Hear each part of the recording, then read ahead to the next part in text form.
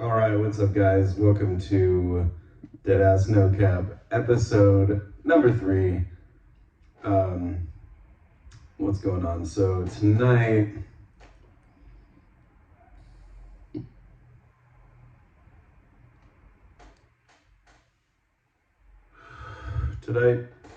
I need to take a long hit from the pen because this episode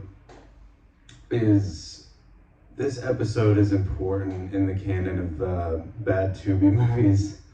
This one is called Killer Zaddy, and I actually just found out from the intro song. So that song like kind of opens the movie, and it's got a killer bass line, and it's got a fucking groove, and it just like instantly hits you with the theme of the movie, like basically the premise.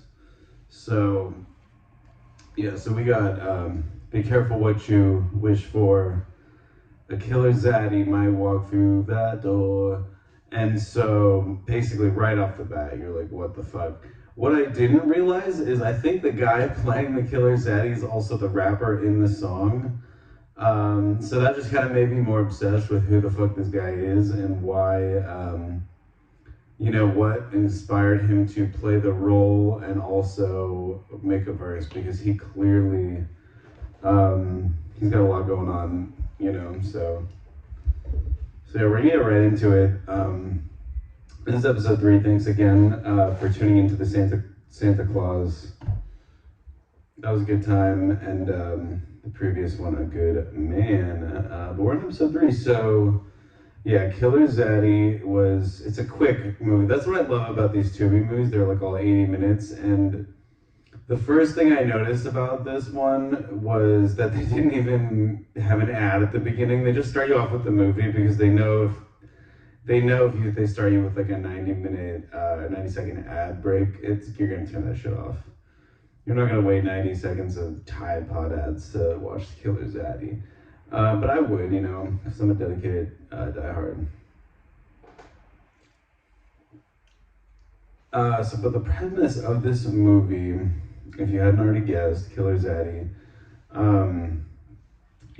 it could be about a number of different things, but of course it is about sugar daddies, the world of the sugar daddy, the sponsor, the sexual sponsor in a lady's life when she finally realizes that she can utilize her God-given assets to come up financially and career-wise, and just but until they pay the price. But that doesn't always happen unless you find the killer zaddy. So basically what's going on in this world is, these girls are from Texas. They're I don't know, they're going to school, working, this girl, she's working just at some restaurant, some lobster roll, Cajun restaurant, Mimi's. I actually thought it was the Mimi's Cafe, but California thing, but absolutely not. And basically she kind of works, she works for tips. She works as a server. She the very first scene, she kind of gets cut. She's like, oh, we're slow today, so you can go right on home and clock out, which reminded me of my bosses. But when they're just like, you know what, I don't feel like paying you anymore, so we're just gonna kind of keep on keeping on without you here. So basically that's how it starts, and she's like, well, it's fine, because this dude hit me out $200, and it was this kind of because he's this very sly guy. He's kind of just walking around the cafe with a little fedora or whatever, or it's either.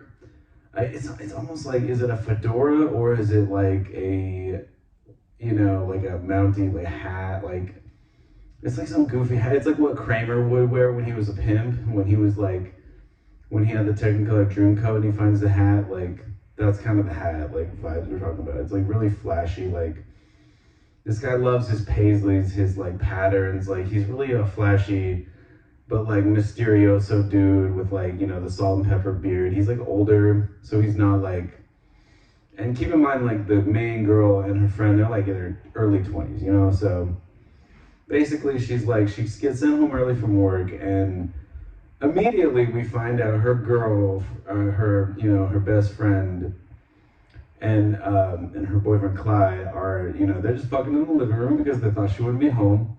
And she's like, girl, if I find you, like, better not have left sweat or like all that ball sweat up on my couch. And, she's like, girl, that was my bad, but we didn't know you gonna be home. And then she was like, but what happened? She's like, well, this dude left me a $200 tip. And she's like, girl, so it's all that kind of stuff where they're just like, girl, you better get back on that tip, And so, like, she's, like, ultimately, like, really, like, kind of depressed, like, going nowhere until this guy's like, you know what? I'll pay you $8,000. You just kind of bring me coffee every day. Seems like the sweetest job in the world. Like, she doesn't really have to do shit. Like, she ain't really, like, on a computer, like, pushing files and reports.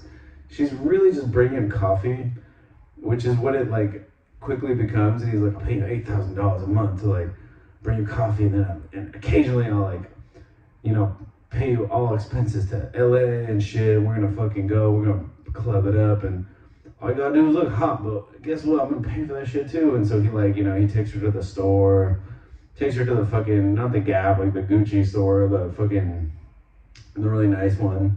And she's like, but I can't afford all this shit. And he's like, girl, would I take you to a store without making you pay this shit? And of course, they're at the store, they're at the really high-end retail store, and they're at the register, and of course the cashier's just like, oh, so is this your daughter? Like, was this you paying for your daughter right now? He's like, no, like, it's like an awkward kind of thing, because he's like clearly older than her, and so it is really weird, and like, you can tell, like, she doesn't dress like that, like, she's got a normalized life. She's like 21. So it's like, all this stuff is so new to her. And so, like, you just, like, sort of see, like, oh, like, once this life, this upper echelon thing is, like, dangling in front of her, like, and, like, and the worst part is her best friend's, like, encouraging her, and, like, and it kind of sets up all the, like, the main characters. Like, you got her aunt, you got her little ex-boyfriend who's, like, he's like, I bought you a Freon. And he's, like, really, like, he's caring, but he's also a little weird. He's also, like, he allegedly, like, cheated on her or whatever. So, like, it just kind of, she has that whole, like, boy, like, I'm done with you, like, with this man, like, and so she kind of, like, sees herself slowly develop things with this dude who's, like, he clearly is, like, a mysterioso guy. It's a weird plot hole where she, like, goes to this interview, and then he's like, oh, that's my company. He's like, and you're just like, wait, what? Like, so why didn't you just get her the job? He's like, but it's a different job. Like, what I really need is you to be my personal assistant. So he immediately, like, cherry picks her into kind of, like, being, like, more, like, in a role that he's, like, willing to, like, he was able to control her and kind of, like, like, he can, like, shower her with shit as long as she keeps, like, bringing him coffee and, like, making his clients happy, and eventually, like, sucking his fucking, you know what. So this all proceeds, and, this keeps going, progressing, and, like, meanwhile, like, everyone's, like, a little bit, like, everyone's like, oh, that's kind of weird, but, like, and he's, like, then eventually he takes them to, like, this all-expenses trip to LA. He, like, brings a friend along to, like, so she feels better about it. So it all, like, looks good and all, like, not normal, like, not weird. But then, it just always, like, it always seems like this too good to be true type shit. And so, like, and, like, early on, like, he pulls up to Ryan, the ex-boyfriend. He's, like, in his, like, he's kind of, like, he's, like, good-hearted, like, ex-boyfriend. He just kind of seems, like, around, like, he cares about her, so it's, like, he's really, like, genuine in that way. But then, like, this dude, he pulls up and he's, like, stay away from Naomi, man. She don't want me with you, he kind of, like, he does this whole, like, raspy, like, the DOC type voice. He's like, hey, man, like, this bitch don't want you. And then he, like, flashes his piece, so he's, like, he kind of, like, means business. And so Ryan's like, oh, shit, like, fuck, like, let me back the fuck up. even though he like tries to like, you know, be assertive, you know what I mean? Like he tries to like kind of like, you know, assert his ground, and like he cares about his girl. So it's like, so you know, you've got that dynamic, and so like she's got people in her life, in her corner, who, and then she's got her overprotective aunt, who's also just like a little out of her mind, and a little bit like, oh, you know, mama, like she, you know, she trusted me to take care of you, and we're gonna make that happen. We're gonna keep that happening. And so like, you know, she's really good-hearted, but she's also very like skeptical at first, because like, you know, as soon as Naomi's like, hey, like this guy's paying me like $8,000 to like, I don't know, gotta do shit, I just gotta show up, you know, and like look sexy, and like again bring him his coffee, like I nailed that one coffee that he likes. And then, you know, you see her like bring him to his desk every day, and slowly like all of a sudden she's like massaging his shoulder. It's like kind of the exact like control, like, you know. And so he's got like, the thing about this dude, like, you know, we don't talk about him enough, James, Charles St. James or whatever, you know, like, he's got one of those like party monster names. He's like, I think it's like Macaulay Culkin and, or no, Seth Green or whatever in Party Monster is the same name, Charles St. James. But like, so he's got one of those names where he's like highfalutin, and he's like very like, you know, kind of prim and proper. He's like a little pimp. He's like older, but he also is like, he's got that nepotism. He's like, my granddaddy owned the company, and then my dad, and then now me, and like, and so he's got that nepotism going where he like, you know, kind of was born into this life, and he doesn't really earn it. Like he knows he didn't. And so, you know, so like it just like all seems too good to be true. And so so basically Ryan starts doing a deep dive, and he like shows up and he confronts her about it. He confronts Naomi. He's like, girl, you better watch out. Like, you know, this guy, you better not cry. You know, this guy is coming to town. And really, Killer Zaddy, bro. And he is just, you know, he's like Harry. You know, he's like, you know, you listen, like, keep my what I say. And so he kind of like, you know, plants that in her head, and then he's just kind of like, so he's like, he leaves because like St. James like shows up. He's like, I think these girls are ready for you to leave. Like he's always kind of like just kind of dominating these situations where he's just like, oh, this is like, you know, these girls are done with you, man. Like just get the fuck out. You know, so he like kind of like dogs like him and bullies him again. So so basically they go on this like weird little like side thing, and like this is the whole night of the big dinner, right? So basically he's like, all right, girl, come to my house and we're gonna make you like, you know, this is a boring like client event, you know, like we're just gonna have some steaks, like we're just gonna talk like business, like investment deals, like it's all this like shit that he's like, this shit is man stuff, girl, but then we also kind of need a sexy girl around there to fucking, you know, kind of get these guys like to sign the checks, you know. And so he like really like, Naomi's kind of that role where he's just like, she's kind of useless in every other way except for being like his accessory, like his side piece. So so basically, you know, she of course shows up to the party, and but before this, Ryan, he like, so Ryan's like tracking him down. He's trying to see what's up like with this dude, like where the fuck is he going, like. So he of course hits a tree because he was looking at the other dude's car. He of course hits a tree and is just like, fuck, like, so he's like bleeding and shit, like he like comes up from the studio and was like, oh, like, you know, he like kind of comes to, right? And then so, you know, and St. James comes along and he's just like, he's got the chloroform, he's like, oh, you know, he like goes over his head, like over his mouth, that classic like chloroform, like when you're already like bleeding out your head, which, you know, kind of makes sense to me. And then he like of course leaves like a random like cognac bottle. He's like, oh, he was dry, you know, like, so he like sets him up basically to be like, and then but it's like he killed him, but he's like makes it look like he just died of an accident, you know, accident. And so, you know, and then he goes to the party like nothing happened, you know. So we got that going on. Meanwhile, at the party, Naomi is just kind of doing a thing, you know, she's chilling, she's kind of socializing, she's fraternizing. And, you know, Charles' client, his, like, they show the one, like, iteration of his clientele, you know, and it's, like, just this, like, paisley old, like, white dude with, like, all these pockmarks, and he's just, like, He's like, I'm one of his best clients. Like, he got my son out of this big pickle. And like, that steak was delicious. Like, I need the chef's number. And he's like over the top. He's so like, my favorite thing about these movies is where you're just like, oh, they couldn't get a better actor for this. And then, like, he's just like, and then at the end, he's like, I signed the check. And he's like, don't forget that number with the chef, for the steak. He's just like obsessing over he mentions the steak twice because like clearly it was like the best, like, and so like his clientele is like these old, rich white dudes who like, that's how he makes his money. Fair enough.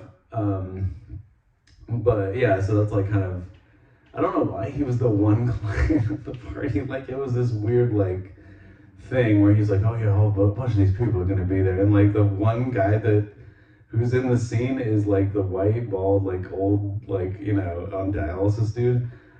I don't think so. Kevin McAllister. What? My parents be leaving me, a kid, at home? I don't think so. I'll have to do Home Alone 1 and 2 on the next one. But, I had a discussion. That's a weird aside. I was at the Five Below, used to work at Five Below when I work at that Five Below.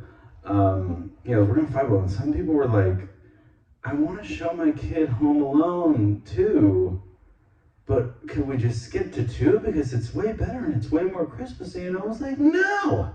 The fuck are you talking about? Like, Home Alone 1 is the classic, it's the gold tooth, it's the Little Nero's Pizza, sir. It's the fucking old man Marley with the shovel, See, no one couldn't find enough evidence to convict. And Buzz's girlfriend, woof. Home Alone 1 is just one of those things that is just, it's its own thing. It's like early Seinfeld. Like, Home Alone 1 is like the fucking third or fourth season of Seinfeld. It's gold. It's like a little bit less like over the top than Home Alone 2. Like Home Alone 2 is those 8 and 9 seasons where it just gets like, Kramer's like drinking the fucking tomato juice and shit like that. Like, it's like kind of like, so I was really like, damn, like, don't fucking deprive your child, like someone who's just starting to see these movies. What people should do? They should be like, all right, this is Home Alone, and then show them Home Alone 3 with fucking Alex D. Linz, the wannabe Macaulay Culkin, who I randomly went to King's ice hockey camp with. I went to King's hockey camp with that kid. He was like, he was in that other movie too, like Cody Banks or some shit like that, one of those other ones. Not Dunstan Checks In. We're talking, the 90s here. But anyway, I digress. Back to Killer Zaddy. So basically, this Zaddy man, so he is basically unraveling. So they are like, all of a sudden, like, they're piecing it together. Like, they're like, oh, his old, assistant, she was this like young girl too. And like, oh, she mysteriously overdosed. And like, so they visit the mom, and the mom's like, she ain't never done a drug in her life. And this man, she's like really over the top, but like you can tell kind of like she's, she's a protective mom. So you get it, but then you're like, okay, like, so they really wanted to set it up like, and they're like, and he killed her ex-boyfriend and her friend. And you're just like, oh, and then like, it's this like almost like Hitchcocky and like obvious, like, the ex-boyfriend is dead, and then like the friend's like, it's me next, and like they just like kind of all start freaking out, and then cut to like he sneaks into like, he kind of like does like, The Departed, where he's like wearing the bunny slippers and shit. He's like in the hazmat suit, he goes, full bunny slippers into their apartment, and he's like, you see just like the one shot of like the dog bowl where they like fed the dog earlier in the day. And he just like fills it up with Windex, and he's just like, and he's like, what? And like the next like cut to, they're like, the dog is dead. He knows where we live. They immediately like, okay, they didn't give a fuck about the dog, by the way. The dog dies, and they're like immediately like, oh my god, it's like, they didn't take a moment to be like, fuck, he killed our dog. What a fucking dick. Immediately they're like, we can say that, and like they, the dog, they didn't really like. Let's be real, they didn't care about the dog. All right, that's a major thought. So basically, what happens is like Naomi has to like kind of like, she probably had to like, go get her stuff or something from his house. Like somehow she ends up back at his house where like he like, chains her up to the bed, all this like crazy sadistic shit. Mind you, he reveals himself to have this really weird, like brooding, marauding side where he's just like, he's like sipping cognac, like he's sipping his Hennessy, like, and he's just like fucking like, sipping it like just all at once, like, just like fuck ton of cognac. And cognac is not easy to drink if I, from personal experience. But then he does that, he slams the cup down, don't know how it doesn't break. And, so he's just like, and he like has all these like monologues where he's like, looks at himself in the mirror and he's like, don't lose control. Whatever happened to Michaela, whatever, she wasn't, like, and so he like has all these like major like control problems. He's like, she was asking for, like, it was just, it's not gonna happen like that again. And he has like these demons that come out when he's been drinking his cognac. And so, he's on his bubbling point, and like, of course, Naomi like, goes into his office and she like finds that he like still has like his old secretary's ID, and like, they've already tried to get a restraining order against him and shit. Like, so they're like, they kind of know. And she's like, finally she's like, maybe I shouldn't be taking, maybe I should go back to the, she's like, girl, I'm so glad you went back to that restaurant. All of a sudden, like, she's waiting tables again. Commendable after all that shit. And, and they're like, where's Clyde? And so like, of course, he sees Naomi with Clyde, and he thinks Clyde's like trying to bang his girl too. So he has this whole side beef with Clyde all of a sudden, and he ends up killing her, like, tying him up in the trunk or whatever. So this man is just all over the place, and he's just like, he kind of like loses it at the end, and like, and it all kind of culminates in, just like, he's got her like tied up on the bed. He's like, oh, you sound like somebody else. Like, oh, girl, like, she's like, which is like that scene, and he's like where he, he's got her tied up on the bed, and like, and she's like kind of like, she's like, well, you know what? I know everything. I'm like, you weren't gonna like get away, so she's trying to like tell him, like, give him a piece of her mind, like her sassy ass.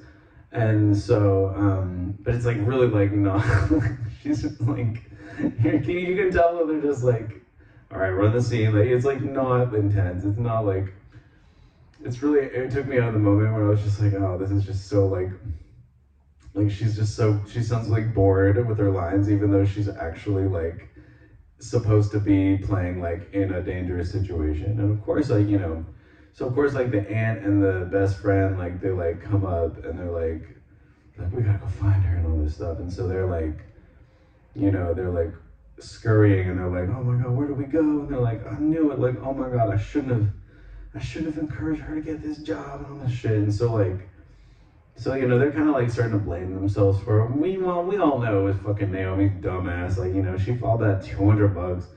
And, and I forgot also, that was the other part. And you knew it was gonna happen. So like after the dinner party, they have their whole like,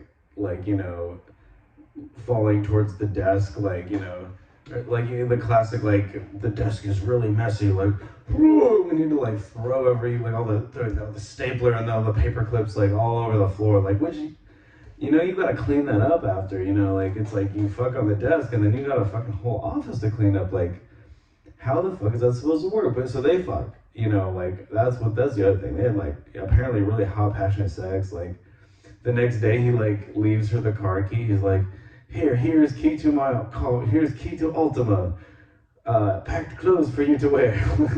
He's just like leaves her a poorly written note on the, he's like, went to office, packed clothes, meet me somewhere. And it's just like this really awkward, like poorly written, like, so you don't really know if he like, he's obviously smart enough to like pull off these schemes, but is he smart enough to write a complete sentence? We don't know. He is a zaddy. So like, and that's the other thing, like, the thing about it is, like, the girl, like, the roommate, that she pissed me off too, because she was just like, girl, he's such a zaddy, girl, oh, does he have any brothers? Like, so the girl, like, so And also the friend, when he starts paying for her, she lets a lot of that shit slide. And even Clyde's on FaceTime, like being like, you know, I don't feel like, I get that he's paying for her, but like I don't feel comfortable for him paying for you. And she's like, but that lobster is pretty delicious. And he's like, well, fuck, like, he's like, well, I can't buy you no lobster. And she's like, exactly, bitch. And so like, clearly these two girls are driven by money and they're driven by these material things, which is what the Zaddy philosophy is about. You know, and so that's why Killer Zaddy is just amazing. And so eventually, of course, the best friend, you know, spoiler, you know, shoots the fucking Zaddy, and you know, they all like have a big cry and it's all sad. And then you know, she's graduating and it's all this like ominous shit, and you think he's like kind of like, they ended the last scene of the movie, they make it seem like he was like hiding in the bushes, like he survived the gunshot, but you're pretty sure he bled out, like, because she pulled his gun on him, like, so, and he had like a pistol. So I'm pretty sure like that was not, I'm pretty sure that was his last Zaddy round, you know. But really the lesson in all of this is, yeah, don't quit your day job, or I mean, if you do quit your day job, you need some tips, girl, and you know, and if he starts buying you things, and if he starts treating you really well, and if he starts giving you cars and shit, and if it's all too good to be true, and he takes you to Miami and Venice and all this shit, there's nothing wrong with that. There's nothing wrong. Girl, I think you met the one.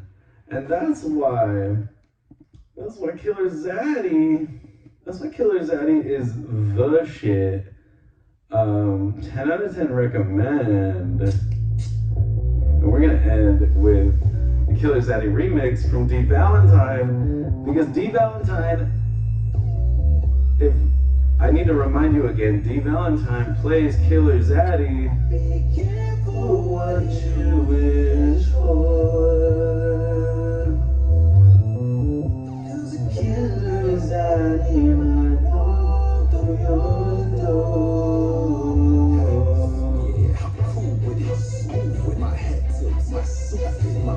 Alright, this is DEADASS No Cap episode 3. I love y'all.